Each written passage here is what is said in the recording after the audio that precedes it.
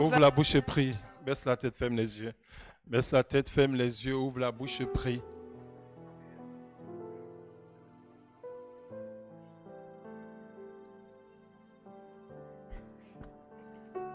Ouvre la bouche et prie. Confie-toi entre les mains du Seigneur. Au moment où nous commençons ce week-end du jeûne, Seigneur, prie. Seigneur, je me remets entre tes mains, corps, âme et esprit. Seigneur, tu m'as convoqué à cette rencontre. Je me livre entre tes mains. Oh Dieu, ouvre mon cœur, ouvre ma pensée afin que je reçoive de toi. Je reconnais que tu es mon Dieu. Je reconnais que tu es mon Seigneur. Ouvre la bouche et prie. Seigneur, je veux recevoir de toi. Je veux entendre ta voix. Que je ne retourne pas comme je suis venu. Ouvre la bouche et prie. Prie, prie, prie, prie, prie. Père, nous voulons te rendre grâce. Nous voulons te dire merci pour ce programme jeûne. Merci Seigneur. Conduis-nous dans la révélation de la parole. Viens équiper cette jeunesse, Seigneur, de ce qu'il faut pour pouvoir parcourir sa carrière. Nous te rendons gloire, te disons merci au nom de Jésus. Amen. Acclame le Seigneur. Assieds-toi dans la... Baisse la tête, ferme les yeux, nous prions. Saint-Esprit, merci de nous conduire dans la révélation de la parole. Selon qu'il est écrit, vous connaîtrez la vérité et la vérité vous affranchira. Merci. Aide toute ta voix au milieu de nous au nom de Jésus. Amen. Le thème de notre rencontre est intitulé « La jeunesse et la vie de prière ». Laisse-moi te dire tout de suite qu'un jeune qui ne prie pas, c'est un raté. Un jeune qui ne prie pas, c'est un raté. Raté, tu vas rater complètement ton parcours. La prière est au cœur de la jeunesse. Et je peux te le dire parce que moi je l'ai vécu. Si je suis devant toi aujourd'hui, c'est parce que dès ma jeunesse, le Seigneur m'a invité m'a donné la vie de prière. On ne peut parler de ce qu'on connaît. On ne peut pas parler de ce que tu ne connais pas. Mais aujourd'hui, on va parler de la Bible. Donc, pourquoi le jeune homme ou la jeune fille ont-ils besoin d'une vie de prière? Nous savons que tout jeune homme ou jeune fille est candidat ou candidate à la réussite sociale. Tout le monde veut réussir. Et quand on est jeune, on pense qu'on a tout pour réussir. C'est vrai. On a le temps. On pense qu'on a tout pour réussir. Mais la parole de Dieu dit que la course n'est pas aux agiles. Voilà. La course n'est pas aux agiles.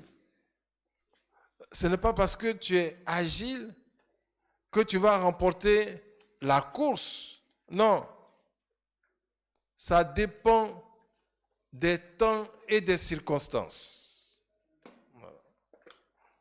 Si tu es agile, c'est bon, mais ça ne suffit pas pour gagner la course.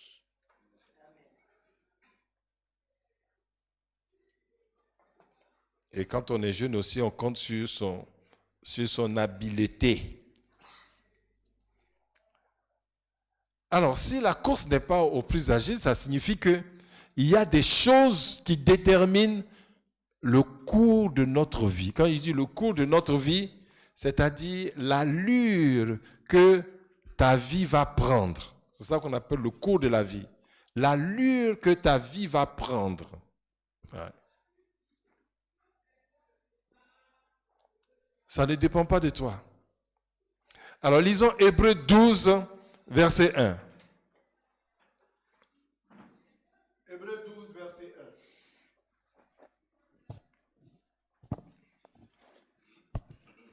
Nous donc aussi, puisque nous sommes environnés d'une si grande nuée de témoins, rejetons tout fardeau et le péché qui nous enveloppe si facilement et courons avec persévérance dans la carrière qui nous est ouverte. Amen. Donc, la vie elle-même, selon ce passage, peut être vue comme une carrière. La vie est une carrière. Et quand le jeune homme parle de carrière, il ne voit que sa carrière professionnelle. Ratée. Tu ne vois que ta carrière professionnelle. La vie même est une carrière. Définissons le mot carrière. Carrière, première définition, si tu prends dans le dictionnaire, elle va dire quoi?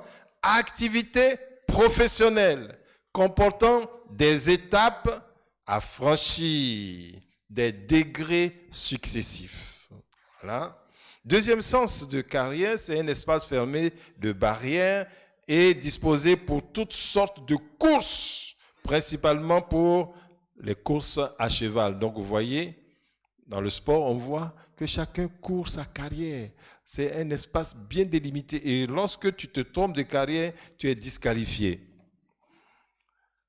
Donc, la carrière, c'est aussi le champ, c'est-à-dire l'espace où la vie se déploie et s'exerce, et où les choses s'accomplissent. Champ ou espace où la vie se déploie, où s'exerce, où les choses s'accomplissent. Un autre sens de carrière, la carrière, c'est le cours de la vie.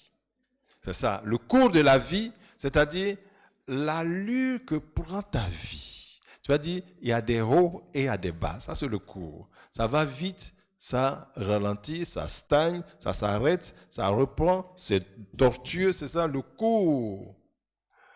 Donc, le cours de ta vie, ça désigne aussi le temps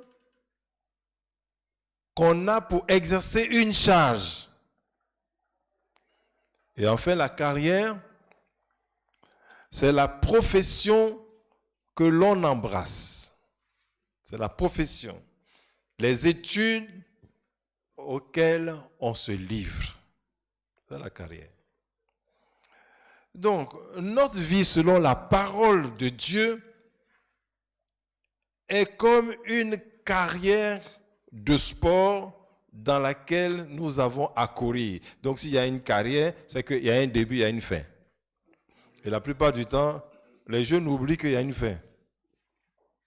Il y a une fin.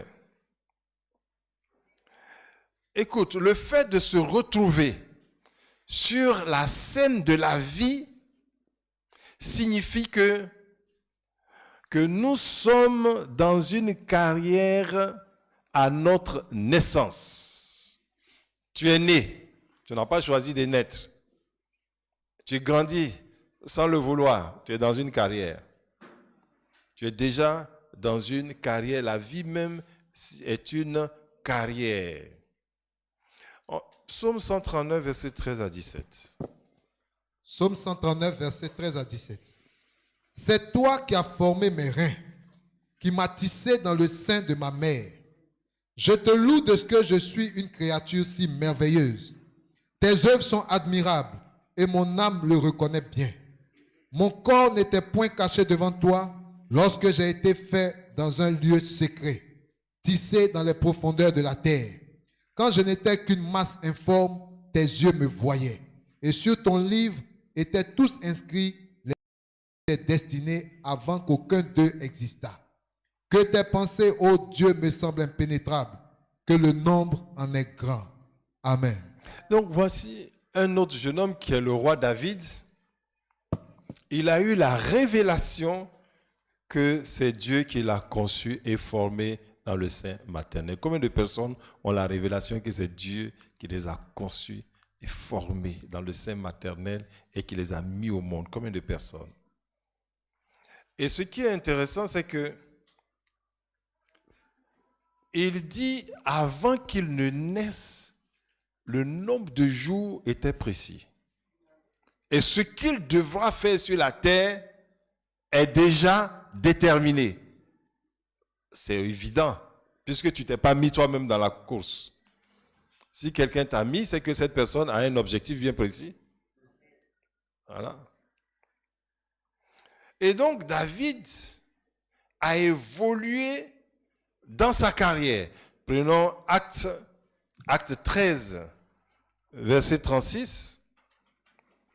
Acte 13, verset 36. Or, David, après avoir en son temps servi au dessein de Dieu, est mort, a été réuni à ses pairs et a vu la corruption. David est né, c'est ce qu'il a dit, il a été conçu dans le sein maternel. Et ici, dans les Actes, l'on témoigne qu'il a servi au dessein de Dieu. Il a servi au dessein de Dieu. Maintenant, quand tu vas regarder la carrière professionnelle de David, David, ton CV, berger, à l'âge de 17 ans, berger, était dans les champs, berger, agriculteur, et ensuite, musicien dans la cour royale. Après, chef d'armée. Tu vois, quand on regarde ton CV, on peut trouver beaucoup de choses. Mais une seule chose te différencie de David, c'est que tout ce qu'il faisait, il servait au dessein de Dieu. Il servait au dessein de Dieu. Beaucoup de jeunes ne pensent qu'à eux-mêmes. Ils ne pensent qu'à eux-mêmes. Est-ce que le métier que tu envisages tant te permettra-t-il de servir au dessein de Dieu? Est-ce que ta manière de te comporter te permettra-t-il de servir au dessein de Dieu? Voyons aussi l'exemple de Jérémie dans Jérémie 1, versets 4 à 8. Jérémie 1, versets 4 à 8. La parole de l'Éternel me fut adressée en ces mots. Avant que je t'eusse formé dans le ventre de ta mère, je te connaissais, et avant que tu fusses sorti de son sein, je t'avais consacré, je t'avais établi prophète des nations. Je répondis, ah Seigneur éternel, voici je ne sais point parler, car je suis un enfant. Et l'Éternel me dit, ne dis pas je suis un enfant, car tu iras vers tous ceux auprès de qui je t'enverrai, et tu diras tout ce que je t'ordonnerai. Ne les crains point, car je suis avec toi pour te délivrer, dit l'Éternel. Amen. Jérémie ne connaît pas Dieu, mais Dieu le connaît. Comme toi, tu ne connais pas Dieu, mais Dieu te connaît. Ça. Il était occupé à faire ce qu'il voulait, jusqu'à ce que la parole de Dieu s'adresse à lui. Il y a une chose que je te dis tout de suite. Ta destinée se trouve dans la parole de Dieu. Ce n'est pas dans les livres de mathématiques, ni dans les livres de physique, de géologie, de mécanique quantique, tout ça. C'est un non-sens devant ta destinée. On va voir. Il dit, je t'ai conçu dans le ventre de ta mère depuis longtemps et j'avais déjà donné ta carrière. Tu seras un prophète des nations. Donc, il y a carrière et carrière. Il y a la carrière professionnelle que j'embrasse sur la terre. Si tu mets ta pensée dessus en disant que c'est ça la carrière, tu loupes la carrière de ta vie.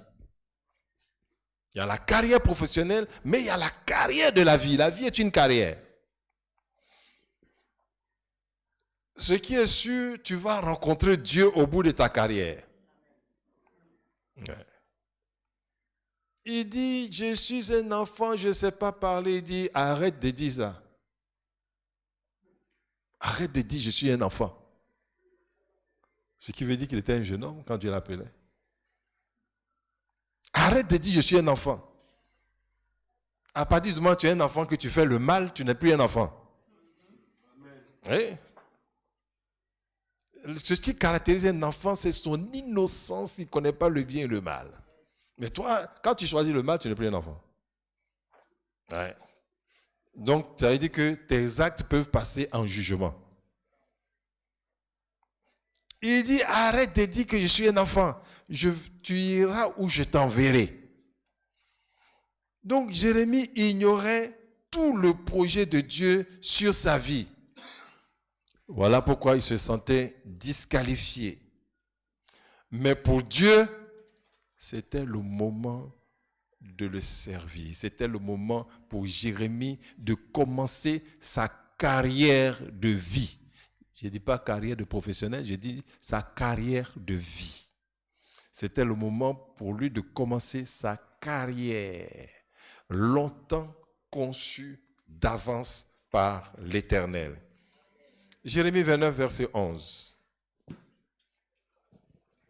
Jérémie 29, verset 11.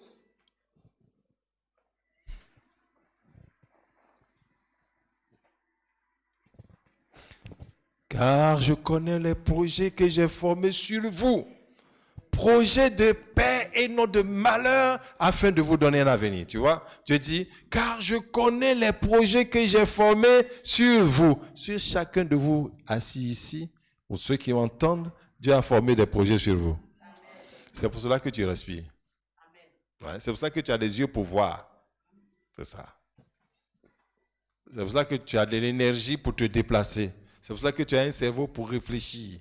Tout ça, ça appartient. Aucune machine n'a fabriqué ça. C'est Dieu qui l'a fait. Donc, il a un projet. Il a un projet qu'il a formé sur toi. Projet de paix.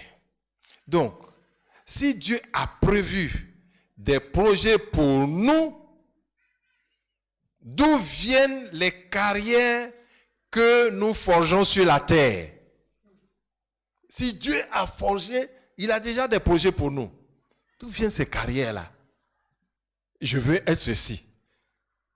Je veux être un pilote. Et je veux être quoi encore?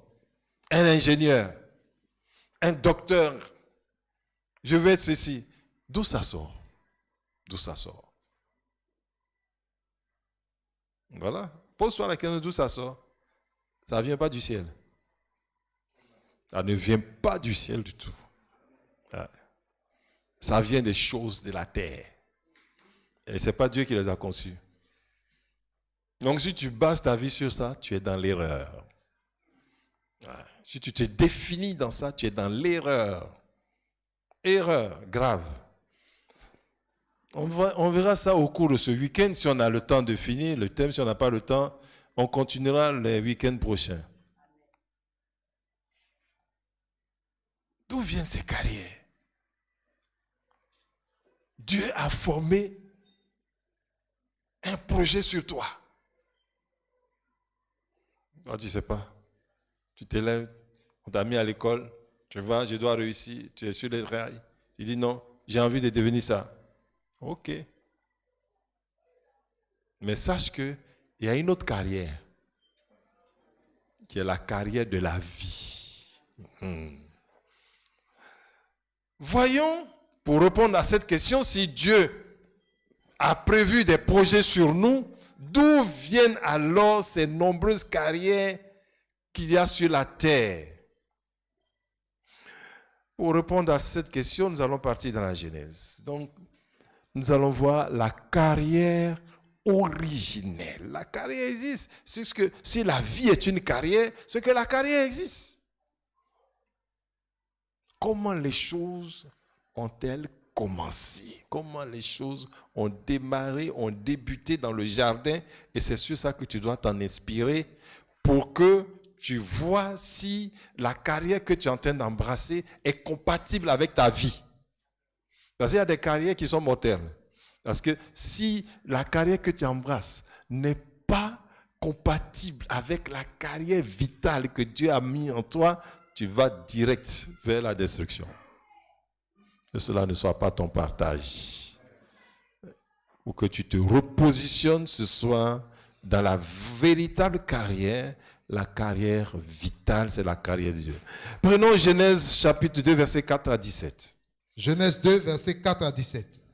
Voici les origines des cieux et de la terre quand il fut créé. Lorsque l'Éternel Dieu fit une terre et des cieux, aucun arbuste des champs n'était encore sur la terre et aucune herbe des champs ne germait encore. Car l'Éternel Dieu n'avait pas fait pleuvoir sur la terre et il n'y avait point d'homme pour cultiver le sol. Mais une vapeur s'éleva de la terre et arrosa toute la surface du sol. L'Éternel Dieu forma l'homme de la poussière de la terre. Il souffla dans ses narines un souffle de vie et l'homme devint un être vivant. Puis l'Éternel Dieu planta un jardin en Éden du côté de l'Orient et il y mit l'homme qu'il avait formé. L'Éternel Dieu fit pousser du sol des arbres de toute espèce, agréables à voir et bons à manger, et l'arbre de la vie au milieu du jardin, et l'arbre de la connaissance du bien et du mal. Un fleuve sortait d'Éden pour arroser le jardin, et de là il se divisait en 4 bras. Le nom du premier est Pichon. C'est celui qui entoure tout le pays de Havila où se trouve l'or. L'or de ce pays est pur. On y trouve aussi le bélium et la pierre d'onyx. Le nom du second fleuve est Guion. C'est celui qui entoure tout le pays de Cush. Le nom du troisième est Hiddekel. C'est celui qui coule à l'orient de la Syrie. Le 4e fleuve, c'est l'Euphrate. L'Éternel Dieu prit l'homme et le plaça dans le jardin d'Éden pour le cultiver et pour le garder. L'Éternel Dieu donna cet ordre à l'homme. Tu pourras manger de tous les arbres du jardin, mais tu ne mangeras pas de l'arbre de la connaissance du bien et du mal, car le jour où tu en mangeras, tu mourras. Amen. Versets 4 à 7. Versets 4 à 7. Voici les origines des cieux et de la terre quand il fut créé. Donc écoute bien, voici les origines des cieux et de la terre quand il fut créé. Il n'y a pas un autre commencement. Si quelqu'un te dit que tu as un autre commencement, c'est un menteur. Il n'y a pas d'autre commencement. Ton commencement se trouve là, dans l'Écriture. Donc si ton commencement se trouve là, c'est là que se trouve aussi ta fin et ta finalité. Voici les origines. Allons-y. Lorsque l'Éternel Dieu fit une terre et des cieux, aucun arbuste des champs n'était encore sur la terre, et aucune herbe des champs ne germait encore. Car l'Éternel Dieu n'avait pas fait pleuvoir sur la terre, et il n'y avait point d'homme pour cultiver le sol. Mais une vapeur s'éleva de la terre et arrosa toute la surface du sol. L'Éternel Dieu forma l'homme de la poussière de la terre, il souffla dans ses narines un souffle de vie, et l'homme devint un être vivant. Verset 5. Aucun arbuste des champs n'était encore sur la terre, et aucune herbe des champs ne germait encore, car l'Éternel Dieu n'avait pas fait pleuvoir sur la terre, et il n'y avait point d'homme pour cultiver le sol. Très bien. Donc, premièrement, on voit clairement que l'être humain est un projet de Dieu, comme la création, comme les arbres, les animaux, les eaux. L'être humain est un projet de la création. Tu es un projet de Dieu, un projet. Tu es un projet de Dieu. Ensuite, ce qu'on voit, c'est que Dieu entend travailler avec l'être humain. Dieu, il ne fait pas pleuvoir parce qu'il n'y a pas d'homme. Donc, il y a des actions qu'il ne peut pas entreprendre sans l'être humain. Ce qui veut dire que si tu es sur la terre, la main de Dieu doit être sur toi pour travailler, pour faire quelque chose. Ça, c'est obligatoire. Donc, il y a des objectifs qui ne seront pas atteints dans l'univers entier parce que tu as refusé la main de Dieu sur toi. Et la Bible dit, il y a un jugement pour ça. Dieu entend respecter l'homme. Il veut que l'être humain soit comme son maître projet, comment dire, et comme un maître de la terre, voilà. Un maître de la terre. Tout le projet de la création, il remet ça entre les mains de l'être humain et il entend respecter cela. Il ne fera rien sans toi. Ensuite, qu'est-ce qu'il fait? Il souffle dans ses narines un souffle de vie. Ce n'est pas de l'air, c'est l'Esprit de Dieu qui est rentré en lui et il devient un être vivant. c'est-à-dire une personnalité vivante, capable d'entendre, de recevoir la parole de Dieu, de communiquer avec Dieu, de comprendre ce que Dieu veut rapidement et de l'exécuter. Proverbe 20, verset 27. Proverbe 20, verset 27. Le souffle de l'homme est une lampe de l'Éternel. Il pénètre jusqu'au fond des entrailles. Amen. Donc, si le souffle de l'homme, tu vois, est une lampe de l'Éternel, c'est que l'être humain vit par l'Esprit de Dieu. Il vit par l'Esprit de Dieu. Donc, il a la possibilité de comprendre, de connaître la pensée de Dieu sur sa vie. Il est capable d'agir selon la volonté de son Créateur. Aucun être humain ne pourra dire « Seigneur, je ne savais pas. Seigneur, je ne voulais pas. » La réponse est, on va te donner une réponse, tu ne voulais pas savoir. Quand tu dis « je ne savais pas », on dit « non, tu ne voulais pas savoir ». Sinon, tu sais ce que tu veux savoir se trouve déjà en toi. Mais tu ne voulais pas savoir. Ça ne te plaît pas de savoir cela, que tu as un projet de Dieu. Allons-y, toujours dans Genèse 2, versets 8 à 14. Puis l'Éternel Dieu planta un jardin en Éden du côté de l'Orient, et il y mit l'homme qu'il avait formé. L'Éternel Dieu fit pousser du sol des arbres de toute espèce, agréables à voir et bons à manger. Et l'arbre de la vie au milieu du jardin, et l'arbre de la connaissance du bien et du mal. Un fleuve sortait d'Éden pour arroser le jardin, et de là il se divisait en 4 bras. Le nom du premier est Pichon. C'est celui qui entoure tout le pays d'Avila où se trouve l'or.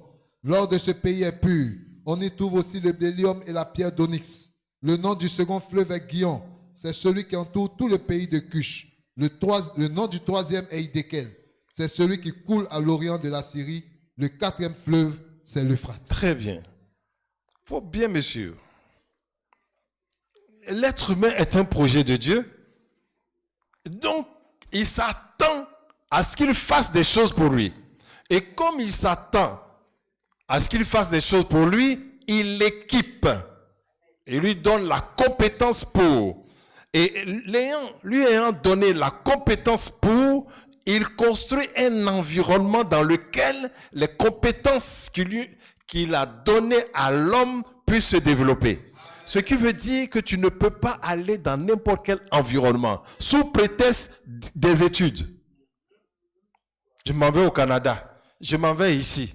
Est-ce que le Canada est compatible avec l'équipement qu'il a placé en toi? Tu vas perdre ta vie. Il n'y a pas un autre environnement pour Adam. Ce qu'il fallait pour qu'il réalise le projet de Dieu, c'est un environnement qu'il a construit.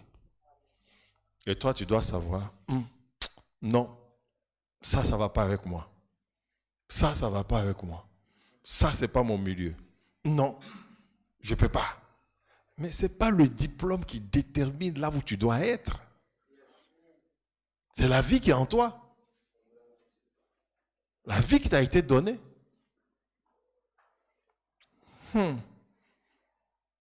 C'est ainsi que lorsqu'on lit dans Genèse chapitre 12 et 13, on voit un jeune homme et un vieux père qui s'appelle Abraham. Un jeune homme qui s'appelle Lot et un vieux père qui s'appelle Abraham. Abraham est resté longtemps sur place, mais la parole de Dieu arrive vers Abraham pour dire, Abraham, quitte. Abraham doit quitter parce que ce que Dieu a investi en lui ne peut pas se développer en Chaldée. Et l'autre aussi qui vient de perdre ses parents ne peut pas réussir et l'accompagne. Et lorsque Abraham arrive à Canaan, c'est la zone, c'est ce que Dieu lui a donné. Il a quitté la Mésopotamie pour être à Canaan. La voie de Dieu s'ouvre. La réussite s'ouvre. Abraham qui était faible, le roi d'Égypte lui donne toutes les richesses. Et il le chasse parce qu'il a peur d'Abraham. Et Lot, tant que Lot, le neveu d'Abraham, suivait Le père. C'est ça, moi qui dis que les vieux pères sont dépassés. Les vieux pères, la vieille mère, c'est fini ça. Hein? Alléluia. Vieux père, c'était ton temps ça. Quoi? Est-ce qu'il y a un vieux père plus vieux que Dieu? Si ton vieux père est dépassé, c'est que Dieu même est dépassé. Or, Dieu ne peut pas être dépassé. C'est le diable qui est dépassé. Et ça, tu lui dis pas qu'il est dépassé. Quand il veut te faire des mauvaises choses, il dit vieux père, la vieille mère. Ça, c'est pour toi, là, c'est fini, ça, la vieille mère. À ton temps, les hommes, les femmes, c'est les femmes qui portent boucle d'oreilles seulement, mais aujourd'hui, là, les hommes peuvent porter boucle d'oreilles, c'est notre temps. C'est Satan qui te parle. Diable. La Bible ne change pas. Genèse, Apocalypse, point. Ça dépasse, c'est en dehors du temps. Et moi, si je suis chrétien, que je suis en Christ, je suis en dehors du temps. Je ne peux pas être dépassé. Je ne peux pas être dépassé. Le vieux père qui ne connaît pas Jésus, là, tu peux dire qu'il est dépassé. Alléluia. Mais fais attention, il a vu la vie avant toi. Même s'il est dépassé, il y a des choses qu'il connaît. Il sait où se trouvent les trous. Oh, gloire à Dieu. Amen. La vie est merveilleuse avec Dieu. Amen. Tout le monde dit Amen. Ce sont les vieux pères seulement qui disent Amen. Les vieux jeunes, là, eux, ils sont... Vous êtes dépassés. Dites gloire à Dieu. Aïe, aïe, aïe, ça me donne des frissons. Alléluia. Oh, je ne vous regarde pas. Gloire à Dieu. Amen. Alléluia. Merci Seigneur. Tiens-toi debout et dis gloire à Dieu. Je ne veux pas la voix des vieux pères. Je veux les jeunes. Allez, 1, 2, 3, les jeunes. Ah, d'accord, ça commence à venir. Votre gloire à Dieu est un peu dépassée. Allez-y, alléluia. On acclame le Seigneur Jésus. Acclame le Seigneur. Amen, assieds-toi. Merci Seigneur. Hein? L'autre réussissait. Et à un moment donné, il dit qu'il va aller en Europe. En Europe. Si tu ne sais pas, aujourd'hui, l'Europe s'appelle Sodome et Gomorrhe. Où il y avait l'homosexualité, c'était à Sodome et Gomorrhe. L'Europe, c'est devenu Sodome et Gomorrhe. On réussit facilement là-bas. C'est comme un paradis. Quand tu lis le livre de la Genèse, prenons Genèse parce que toi, tu connais tout ce qui est sur YouTube, mais la Genèse, là, tu ne connais pas. Genèse chapitre 13. Genèse chapitre 13. Tout le pays n'est-il pas devant toi? Sépare-toi de moi. Lot leva les yeux et vit toute la plaine du Jourdain qui était entièrement arrosée avant que l'Éternel eût détruit Sodome et Gomorrhe. Donc tout Sodome et Gomorrhe sera détruit. C'était jusqu'à Soar comme un jardin de l'Éternel, comme le pays d'Égypte, comme un jardin, c'est le paradis. Ils ont vu l'Europe comme un paradis au point où ils sont obligés de traverser la mer au risque de leur vie pour arriver là-bas.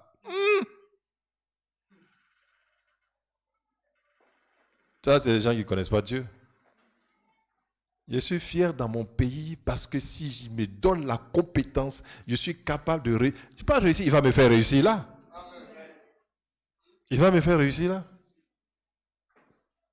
Qui croit que Dieu peut le faire réussir là dans son pays? Merci. Parce qu'il a dit, je te bénirai dans le pays que je te donnerai. Voilà. Et l'autre voulait aller à Sodome et Gomorrhe. Comme j'ai dit, l'Europe, c'est Sodome et Gomorrhe. Mais la vie, l'équipement que Dieu a donné à l'autre, c'est un équipement de juste. Et la Bible dit qu'il est rentré à Sodome et Gomorrhe et son âme de juste était torturée. Ça veut dire que ce n'était pas son environnement. Était torturée par ce qu'il voyait et ce qu'il entendait. Tu vas torturer ton âme. À cause de quoi? Parce que tout diplôme que tu peux avoir, c'est pour ton corps, ce n'est pas pour ton âme. Ah, tout le bénéfice est pour ton corps.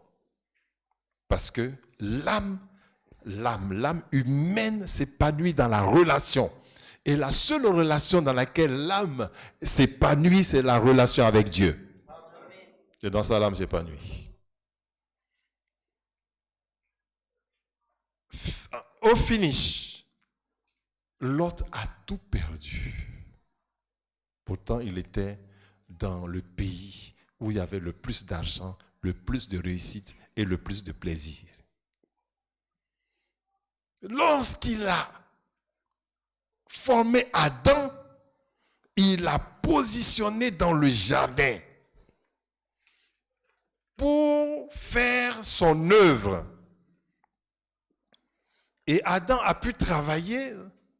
On arrive à Genèse 15. Adam a pu travailler parce qu'il était dans le bon environnement. L'environnement que Dieu a déterminé. Bien aimé, quel est l'environnement que Dieu veut pour toi? C'est là où tu dois être.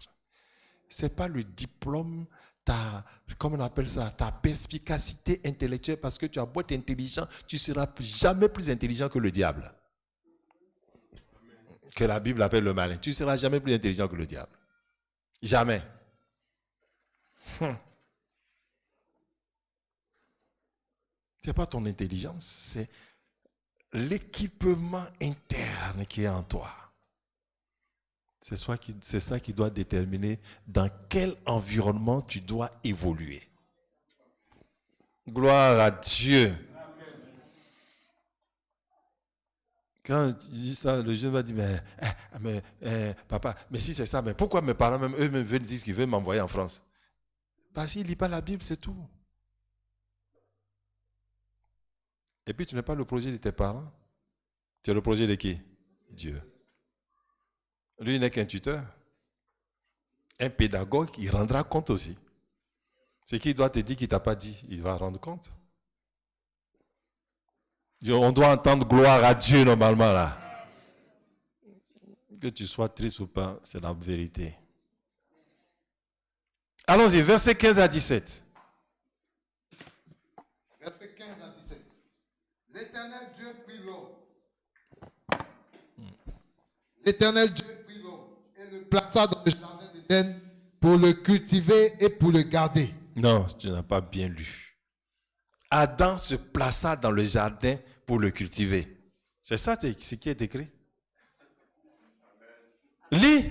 L'Éternel Dieu prit l'homme. Adam se plaça dans le jardin pour le cultiver. Adam se plaça dans le jardin pour le cultiver et pour le garder. C'est ce qui est écrit dans ta Bible. Non.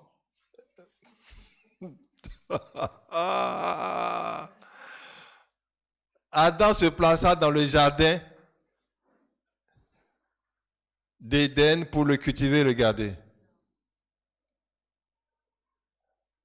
Dieu prend Adam. Aujourd'hui, les gens se prennent eux-mêmes et ils se positionnent.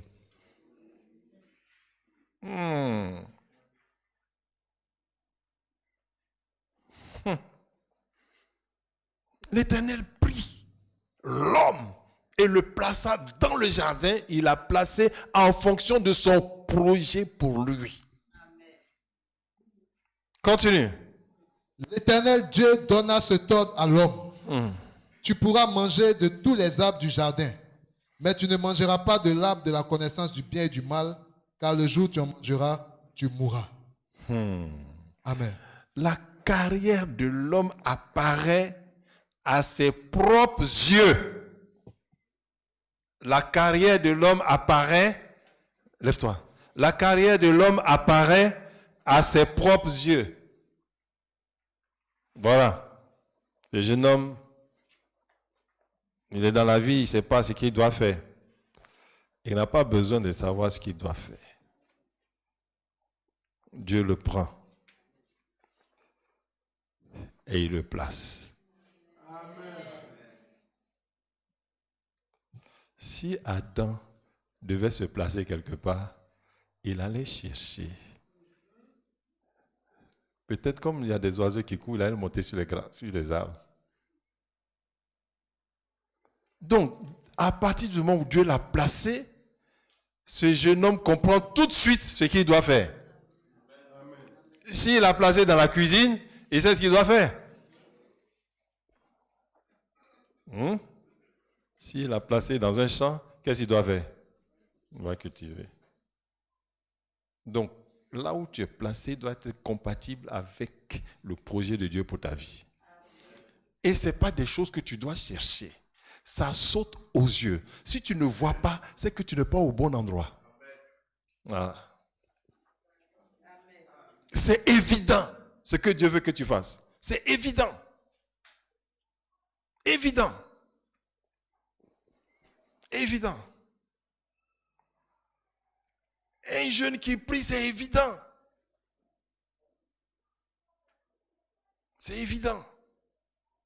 C'est pas maintenant tu vas chercher, je vais être ceci, je vais être cela. Mais ça, c'est le catalogue de la société. Ça n'a rien à voir avec le catalogue divin. Oh, gloire au Seigneur, qui nous rattrape à temps. Et il lui dit ceci. Mon enfant, Adam, il y a des choses qu'on peut se permettre et il y a des choses qu'on ne peut pas se permettre. Est-ce que l'environnement dans lequel tu vas, on tient compte de ça? Aujourd'hui, en Europe, ils ont renversé toutes les lois. Même quand la loi de la nature dit c'est une femme, ils disent non, la loi dit que c'est un homme. Dieu a dit de ne pas toucher à ça. Ça, c'est des interdits. Tu peux te permettre tout sauf ce que moi j'ai dit. C'est ça qui nous oriente. Ce que Dieu dit. Ce n'est pas ce qui se trouve en Europe ou même en Côte d'Ivoire. Ce n'est pas ce que j'ai trouvé, non. C'est ce qu'il dit. Donc, son comportement dans le jardin doit être guidé par le Seigneur, son patron. S'il dit tourne à gauche, il tourne à gauche. S'il dit tourne à droite, il tourne à droite.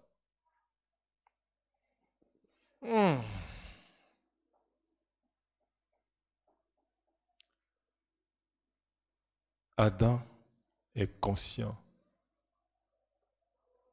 de ce que Dieu lui dit et il exécute sans problème. Et il dit, le jour où tu poseras un acte défendu, ton système va se détruire. Je ne serai plus avec toi. Tu vas fonctionner tout seul. Aujourd'hui, il y a beaucoup de jeunes qui fonctionnent tout seuls. Parce que le système intérieur est détruit. Ils ont franchi des barrières en brisant la parole de Dieu. Il dit, le jour où tu en mangeras, tu mourras. C'est-à-dire, fin de ta carrière. Or, aujourd'hui, il y a une seule carrière que tu dois avoir, la carrière de la vie. Et non la carrière professionnelle. Ta carrière professionnelle prend ses racines dans la carrière de la vie. C'est ça. C'est ce qu'il dit à Adam. Il dit, le jour où tu en feras, c'est fini. C'est fini pour toi. Tu n'auras plus de carrière devant moi. Verset 19 à 20, allons-y. Verset 19 à 20.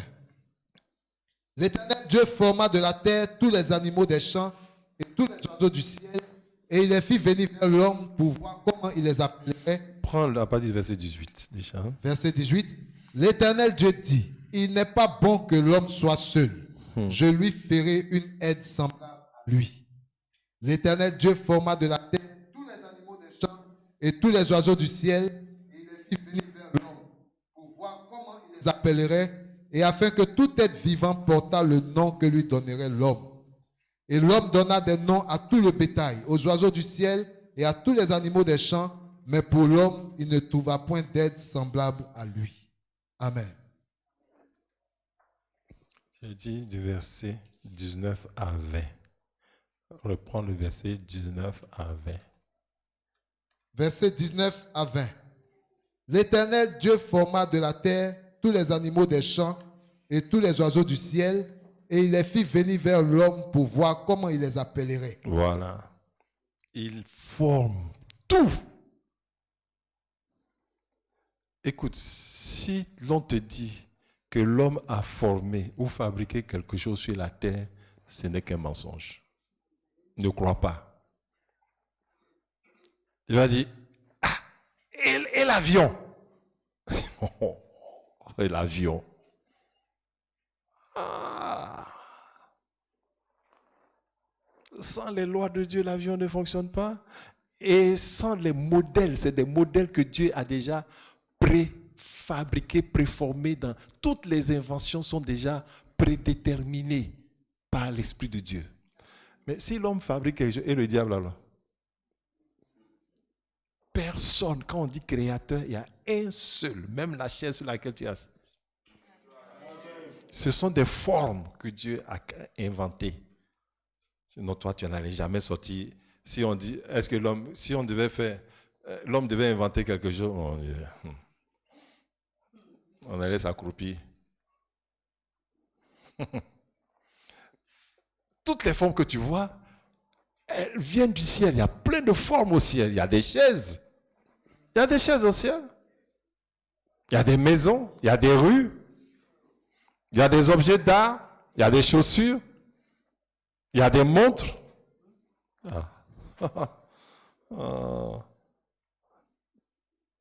Allons-y. La Bible dit, allons-y.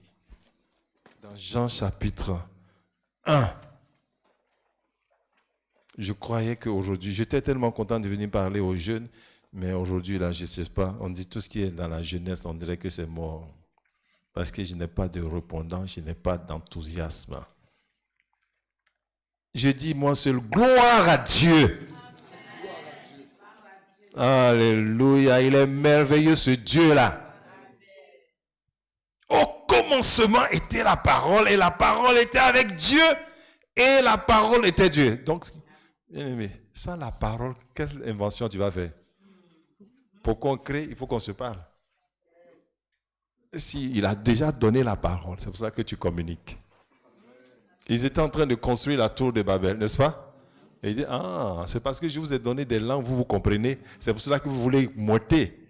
Eh bien, confondons. Qu'est devenu la tour de Babel? Parce que ce n'est pas un modèle de Dieu.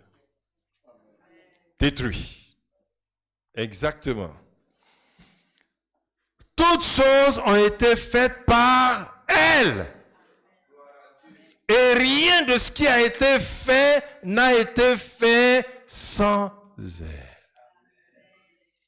Et dis-moi quelque chose, on dit la prise, le courant. Ah, ça, il n'y en a pas au ciel. Ah. Il n'y a pas un être dans l'existence pour dire à Dieu, toi tu as fait ça, et puis moi j'ai fait ça. Même le diable ne se permet pas de le dire. Même le diable. Et donc, qu'est-ce que tu dis? Tu vas inventer ici si Dieu ne t'a pas inspiré. Même le temple, lis bien ta Bible, même le temple, le tabernacle. Si tu lis ta Bible, tous les jeunes gens qui ont fait Christ à dos, ils ont vu le tabernacle, comment Dieu, même les mesures, les dimensions, si ça doit être 1 mètre, 2 mètres, la hauteur, la couleur, la constitution, Moïse a reçu tout de la main de Dieu. C'est le meilleur architecte. Ouais. Donc sans lui, on ne peut pas. Les écoles ont été créées par Dieu. Et les écoles que Dieu a créées sont des écoles de famille. Ce ne sont pas des écoles qu'on voit aujourd'hui. C'est des écoles de famille. Ouais. Ce ne sont pas des écoles qui sont devenues impersonnelles. Merci Seigneur. Je continue pour terminer. Donc, Dieu, tu vois, il forme, il donne des formes aux animaux, il emmène vers Adam afin que Adam fasse quoi? Adam les nomme. Regarde, l'ingénieur qui va créer quelque chose, une forme, quelque chose, je ne sais pas ce qu'il va créer. Même le portable, si tu veux, si ça n'existe pas, que ça existe, ce sont des formes qui existaient déjà. Quand Adam nomme les animaux, ce sont des choses que Dieu amène vers lui. Donc aujourd'hui, toutes ces inventions qui existent, ce sont des choses que Dieu a amenées vers l'homme afin qu'il les nomme. Amen. C'est tout ça. Donc que personne ne te trompe. Vous dites qu'il y a une école d'architecture où on apprend ceci, c'est joli, c'est ça. Quoi? École d'architecture. Ils vont sortir des formes que Dieu n'a pas créées. Ça ne tiendra pas. Tout vient de lui. Amen. Tout vient de lui. Donc, donne ta vie à Dieu. Amen. Et comme Adam a le souffle divin, qu'est-ce qu'il fait? Les animaux qu'il ne connaît pas, il les nomme. Il prend possession, il les nomme. Et il n'hésite pas parce que l'Esprit de Dieu est en lui. Aujourd'hui, il y a presque plus de bonnes inventions. Ce sont les bonnes inventions du 18e au 19e siècle. Tu regardes, la plupart du temps, sont des gens qui croient en Dieu. Toutes les grandes inventions. Merci Seigneur Jésus. Allons-y, verset 21 à 25. Alors, l'Éternel Dieu fit tomber un profond sommeil sur l'homme qui s'endormit.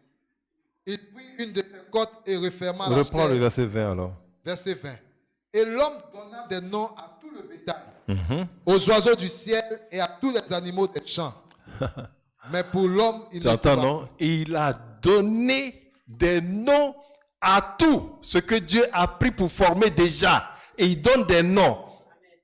Et les noms que tu donnes, tu appelles ça chaise, tu appelles ça télévision, tu appelles ça, c'est des noms que tu donnes, ce sont des formes qui existent déjà. Donc que personne ne te trompe, jeune homme, pour dire que la société a avancé. Que personne ne te trompe. Viens à l'école de Dieu. Continue. Mais pour l'homme, il ne trouva point d'aide semblable à lui. Ah, tu as vu? Et il a nommé tout. Il a fait apparaître des formes pour compléter l'environnement dans lequel il se trouve. C'est bien. Mais quel va être ton compagnon? Celui qui va marcher avec toi dans le projet de Dieu. Ça, à l'école, on ne t'apprend pas. On dit non, quand tu seras diplômé, docteur, ingénieur, tu pourras te marier. Toi, tu dis ça, c'est trop long, ça. Déjà, même à l'école, je suis déjà avec quelqu'un.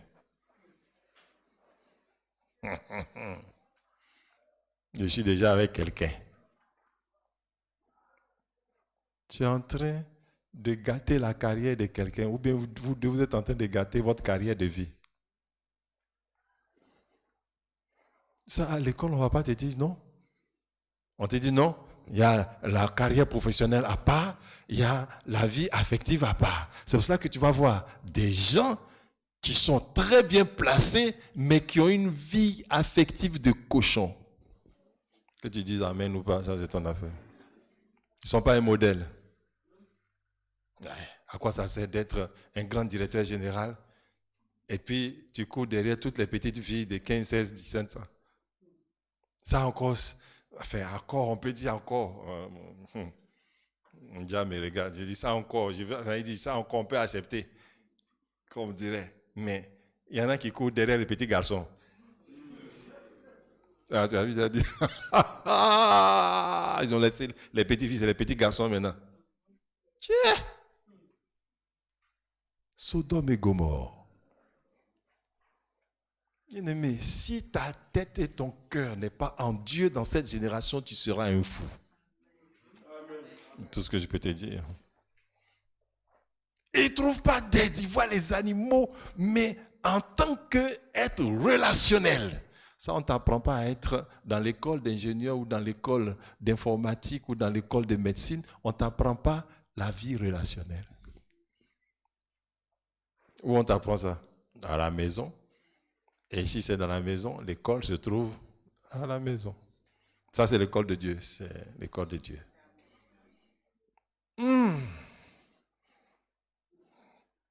Continue. Verset 21. Alors l'Éternel Dieu fit tomber un profond sommeil sur l'homme qui s'endormit. Voilà un blackout. Dieu anticipe les besoins de l'homme. Et il n'y a pas que le diplôme dans la vie, il y a tes besoins en tant qu'être humain. Et on est en train de vous dire, hein, tu as 20 ans, si tu n'as pas de rapport sexuel, tu es foutu, oh, c'est bon pour la santé. Quoi? Quel diable qui vous parle? Personne, on vient de voir que c'est Dieu celui qui a tout inventé. Donc c'est lui qui doit parler. C'est lui qui a fait ton corps.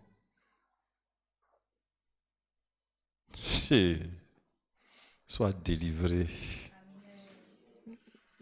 de cette corruption. Continue. Il prit une de ses côtes et referma la chair à sa place. Alléluia.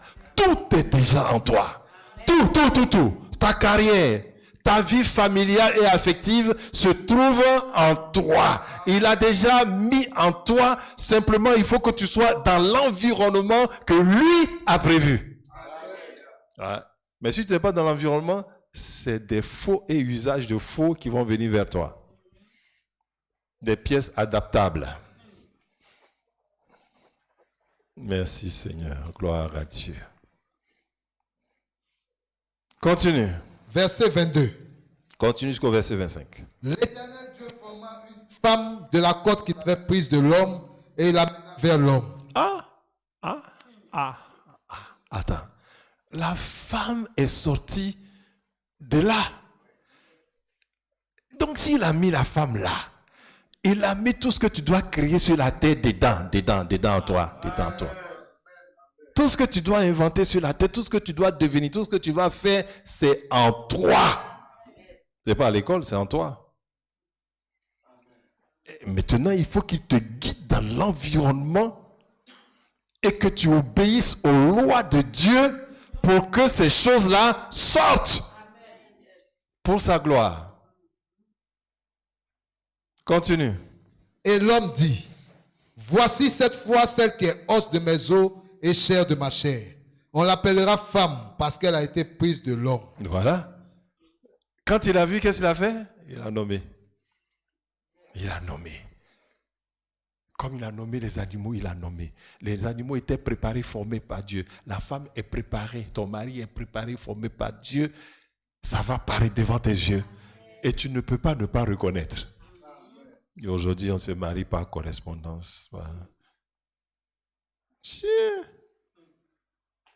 On envoie sa photo.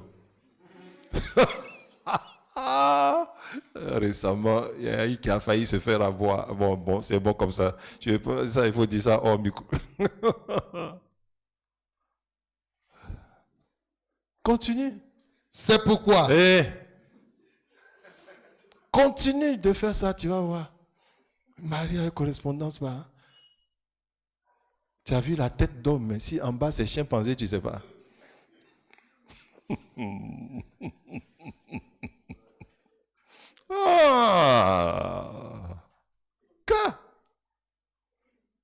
Oh, que les fils de Dieu viennent.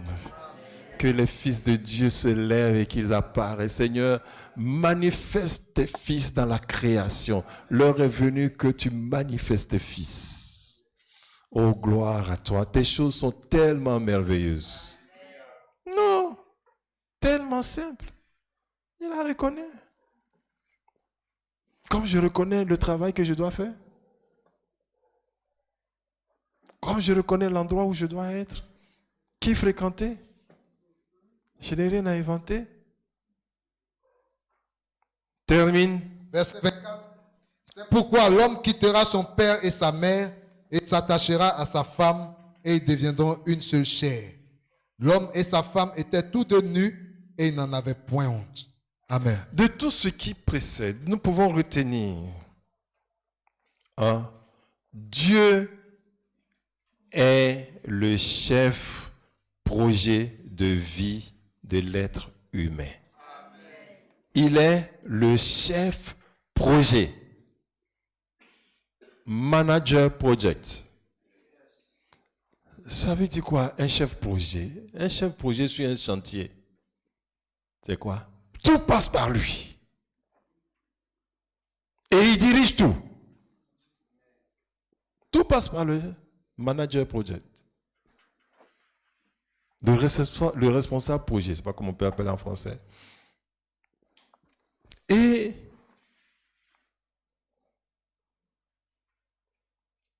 le manager projet est responsable du chantier.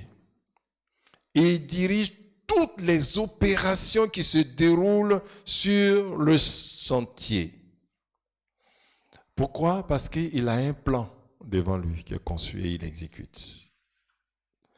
Ensuite, il connaît les différentes étapes. Il connaît les différentes étapes pour arriver à l'accomplissement de l'œuvre. Il connaît. Donc, s'il y a une entrée sur le site et que le manager n'est pas au courant, qu'est-ce qu'il fait? Il fait sortie. Et si quelqu'un a introduit, cette personne est renvoyée du chantier.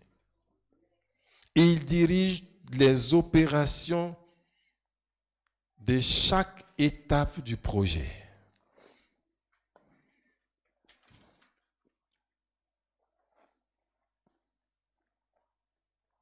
Et c'est lui qui recrute les ouvriers.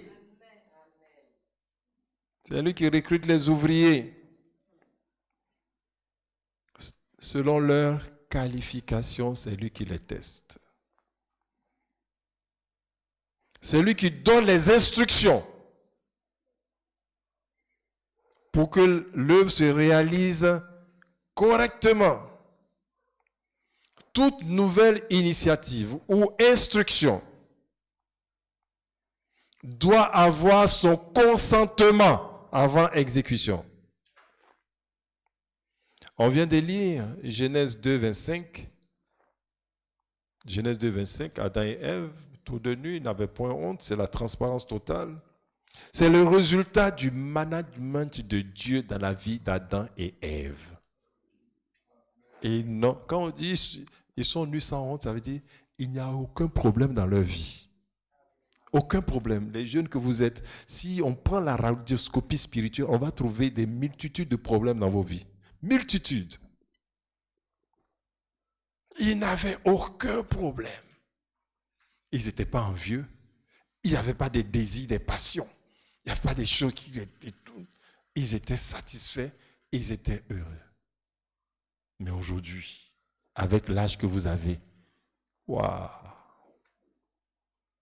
Waouh! Donne ta vie à Jésus. C'est lui le manager projet de ta vie. Manager projet de ta vie.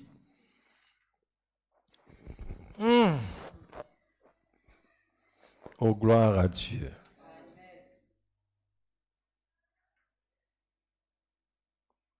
Donc, tant que Dieu est ton manager projet, tu vas réussir.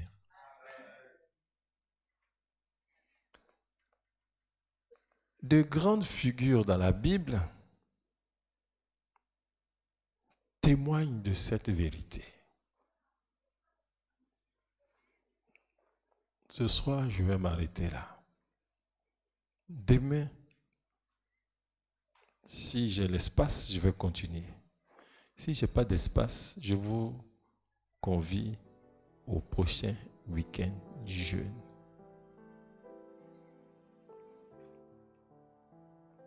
Demain, je pourrais continuer avec quelques exemples.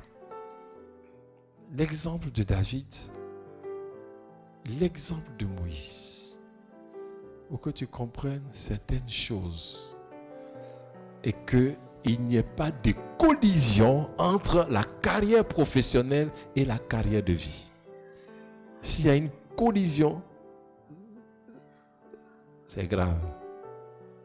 Ton âme va prendre un coup. Et quand on parle de la mort, ça veut dire rendre l'âme. Mais Jésus est venu te donner la vie. Jésus est venu comme le nouveau projet manager de ta vie. Et ce n'est pas du jeu. Ce n'est pas du jeu. Merci Seigneur. Tiens-toi debout, nous allons prier. Je ne peux pas continuer parce que aujourd'hui tu es rentré. Vous, à votre âge, vous êtes déjà fatigué. Vous avez tellement d'activités que vous êtes fatigué. Donc, on va s'arrêter là. Demain, on pourra continuer. Baisse la tête et commence à remercier le Seigneur. Remercie-le, ne murmure pas, remercie-le. Ah, Seigneur, je n'avais pas vu la vie de cette manière. Seigneur, repositionne-moi. Repositionne-moi ma pensée au commencement. Repositionne mon cœur. Repositionne mon âme afin que tu sois le manager projet de ma vie. Ouvre la bouche et prie. Prie ainsi. Prie. Ne joue pas. Prie, prie, prie, prie, prie.